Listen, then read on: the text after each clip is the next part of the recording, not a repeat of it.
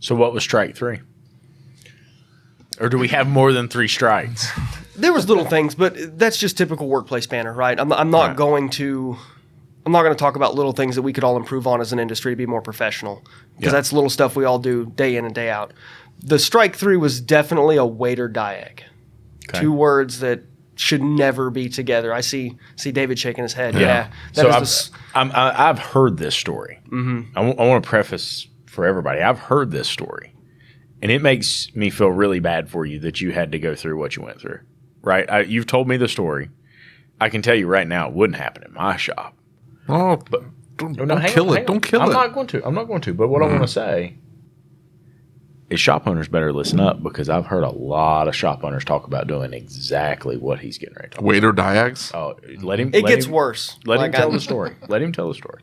So, I'm telling this by memory, guys. I don't have it written down. This was a very bad day, and I was very upset. So there I may mistake details or have to come back and get the order correct. But it started out with a hybrid Toyota, and it wasn't a Prius. I want to say it was a Camry or a Corolla, and it had a lack of cooling complaint. It was an AC system complaint.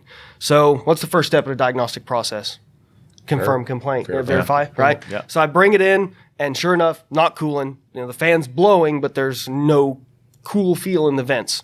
So second step in my diagnostic process, I pre-scan everything. I don't care what pre-scan the world is my new phrase. I pre-scan everything. Definitely. So I scanned it, and I found some fault codes, some that were related to the hybrid system, and I do believe there was an AC system fault code for overheating of a component. I want to say it was like an inverter, but I found those fault codes. I went and looked up service information, trying to find, is there bulletins? I'm checking the basics, right? Yeah. I want to cover all the bases before I progress further. So I went and checked the service info. I found a failure to start code. And funny enough, Isaac Rodiesel, I'm calling you out. I worked with him and learned a little bit about hybrids, especially the Prius system, and recognized one of the codes as being related to another issue. Right. So we'll progress, and I'll circle back to that in a moment.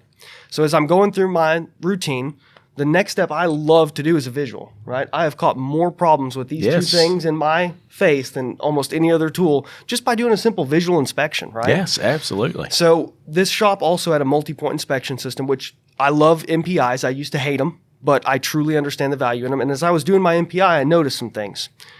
We were low on coolant, and there was 2 coolant reservoirs, one for the hybrid system and then one for the engine. It was the engine that was low. So I was inspecting the entire cooling system underneath the vehicle during my MPI. I didn't find any residue. I didn't find any visual indicators of a leak. So where's that leading us? Like, I hate to jump ahead, but where are we in our head if we don't see a leak? Internal combustion. Typically an internal consumption. So I lower the vehicle back down, and I try to check pressures. But the code inhibited the vehicle from running the compressor. So I had to use my scan tool, bidirectionally control it, and I had extremely low side pressures. It was almost going into a vacuum. High side pressures weren't very high. Right. Indicating most likely a low charge condition, right? Mm-hmm. I hate to assume charge just based on pressures, but I was leading. We had evidence. We had base evidence that was giving some direction. And throughout this time, I had my service advisor coming out, because remember, what was the first awful word? Waiter. What do you got? Yeah. They're waiting. They're tapping their toe. Service advisor was coming back and forth, and I was relaying, my updates. Hey, this is what I'm finding. This is what I'm seeing. And I mentioned to her, I said, ask the customer if this thing ever, has a hard time starting in the morning. Has anyone ever seen the Prius head gasket issues where they stutter real bad and they don't want to start? Yep. You never want to just say, oh, I've seen this before, pattern failure, but all the boxes were being ticked. Yeah, right? Definitely. Pattern failures are great. What are you talking about? Well, that was the first thing I was thinking about as you told me this story originally. Terry that works for me, he's got a Prius, and it's had a blown head gasket for the past 50,000 miles. Is that a thing on Prius? Yeah. Really?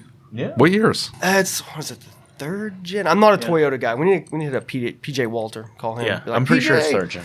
But he told me, I want to say there's a difference in engines between the Prius itself and this other Toyota that I was working on. But this generation of 4-cylinder apparently has a really big issue, especially in the Priuses, with head gasket issues.